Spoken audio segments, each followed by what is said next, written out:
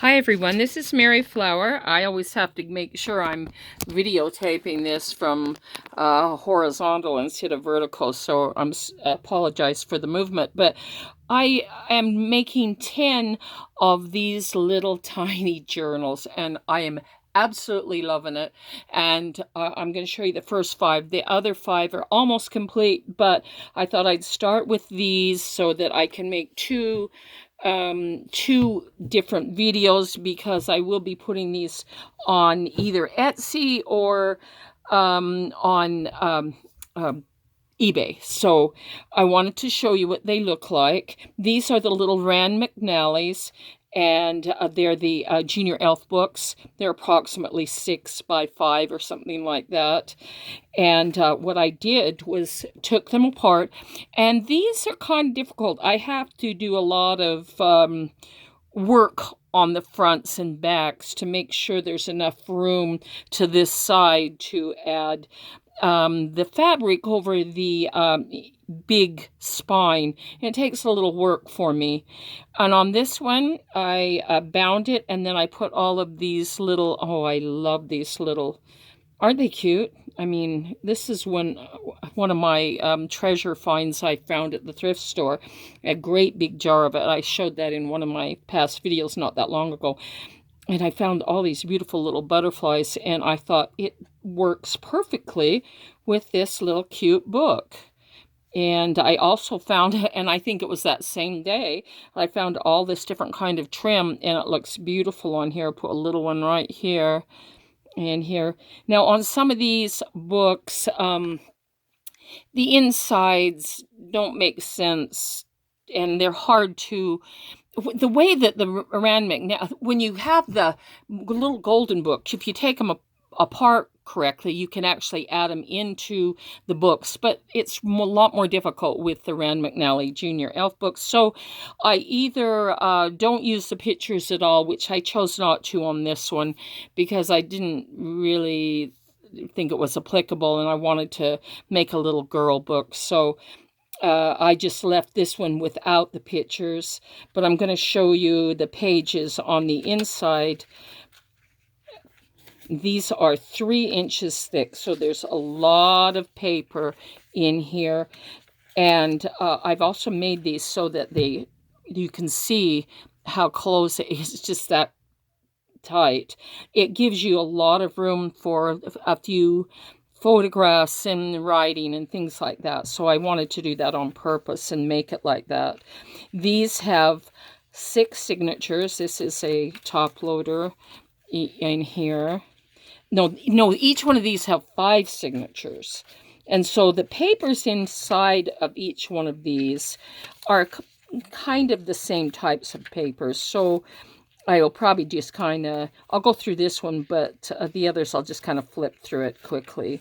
But I have designer paper, graph paper, regular paper, a Jick and Jane card in here in the middle, and more. And I tried to choose, this one has a little pocket here, and this is a Mary Englebright envelope that I put in here too. And in each, most of them. And then graph paper, those kinds of different kinds of papers. And in other words, it's a lot of room for writing, a lot of places to add a little photograph or some souvenir. And there's going to be a lot of pages in here, about 50. There's about 10 pages that I folded in each signature, so it's 50 to 100 pages, however you want to count it.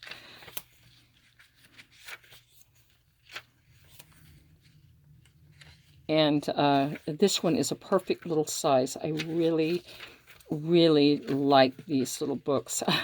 I have to make one for myself, but I actually do have one I've chosen that I'm going to do for myself on these, because most of them I try to pick out at least one thing of each style of book I do. I try to make something for myself, and I actually use it and write in it. So, and I probably should go through more of my own journals more to show you what I do. So there's big papers, little papers, a little place. This was actually just a little miniature photo album, and you'll notice that it has the top loader clear thing that you can put a picture or something in there. And I've chosen pages that are happy and colorful and not dark so much. And so you can see there's an awful lot of pages in here. I mean, like I say, there's probably 100, 50 folded pages, which makes approximately 100 pages. So I just really think this turned out cute. And with this one, I just found this cute little headband that I put on there. This turned out really cute, so I'll put it here. And then I will show you this one. This one is the Frog Prince, which I think is a really funny story. The funny part about this story is whenever I read this story, I always thought the little girl, the princess, was kind of spoiled and didn't live up to her, her commitment. She ran away. And so what I did is I did take some of the little sections of the book and put in there, and I had to do it that way because you can't put front and back in these in a decent order. It would take an awful lot of work. So I just put little excerpts from the story. And what's funny about when she promises the frog, she says, if I bring you the ball, then you have to promise to let me come and live with you. And that's basically what she's promising him here. But he finds the ball and she runs off, and she's scared of the little, amphibian. Is that what it is? And so she runs away, and she actually, it's the father I like, because the father, tells her, you got to live up to your commitment. And he forces her to live up to her commitment. But in the end, when the frog wants to sleep with her, and it's cold and icky, which I get, I wouldn't want that frog by me.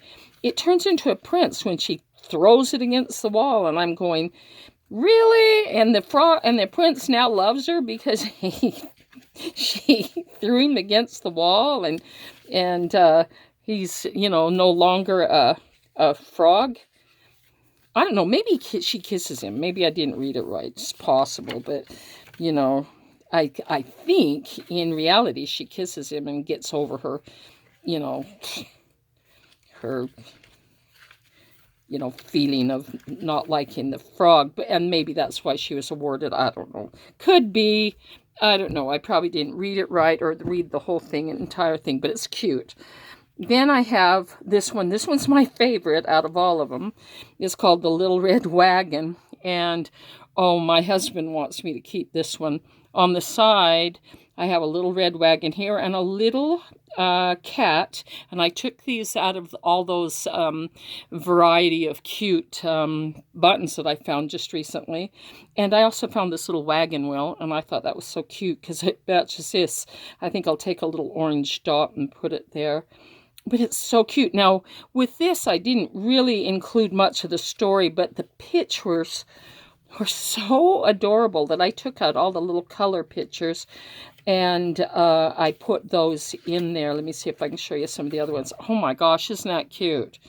Oh, and it's just about a little boy, how he uses his wagon and helps his sister, and they find a kitty and help a lady with her stuff and the groceries.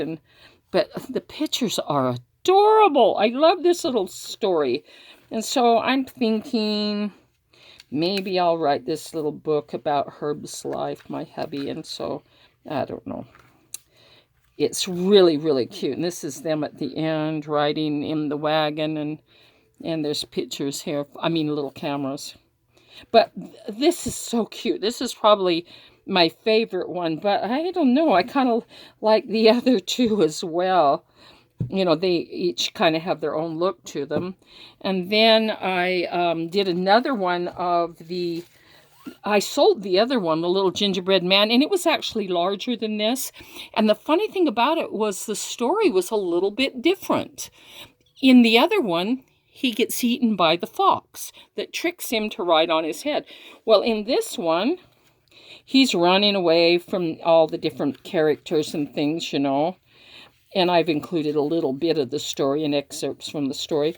But at the end of this one, he does get by the fox.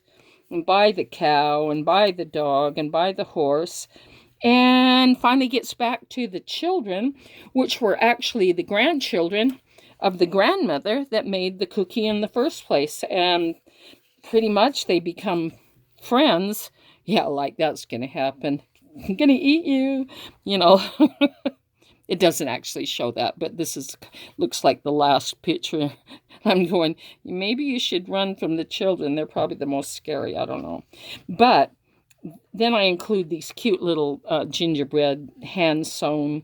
Somebody sewed these up, and I found a whole bunch of them, and they're so cute that every time I make the little gingerbread man, I include one in there. I just use a paper clip because it's really cute. I like it.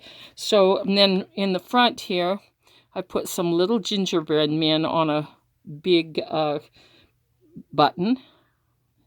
And just this, and see if you'll notice the colors on here I've tried to use here. And so I try to incorporate the whole, all the colors together.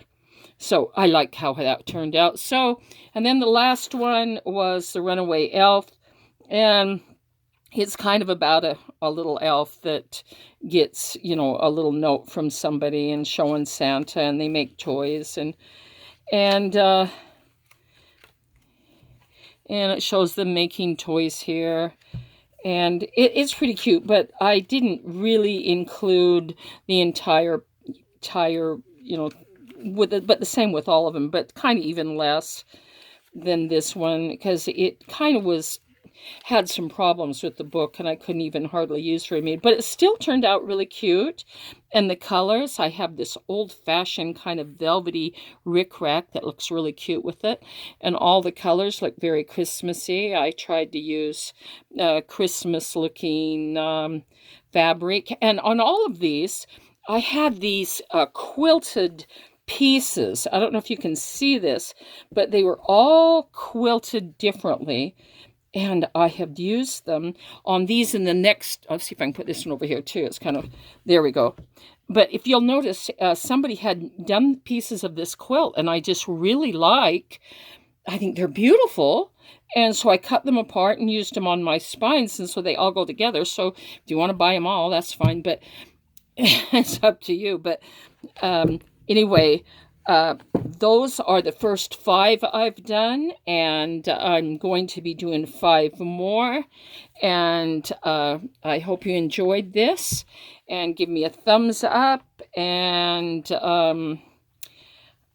leave me a comment, okay? I love your comments. So I hope you enjoyed that. I hope it inspired you, and watch for it. When this goes on, I'll either do a link to eBay or to Etsy. So just watch for it if you're interested. And thanks, guys. You have a nice day. Bye-bye.